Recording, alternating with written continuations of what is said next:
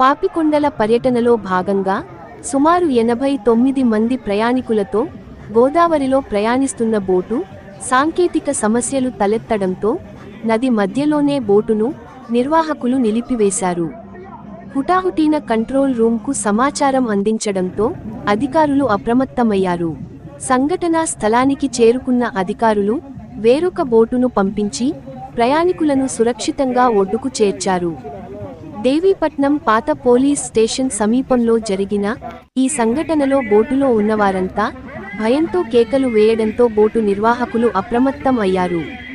గండిపోచమ్మ దేవస్థానం ప్రాంగణం నుండి పాపికొండలు విహారయాత్రకు బయలుదేరిన బోటు నది మధ్యలో పాత దేవీపట్నం పోలీస్ స్టేషన్ ప్రాంతానికి వెళ్లేసరికి సాంకేతిక లోపం తలెత్తడంతో బోటును నిలుపువేశారు.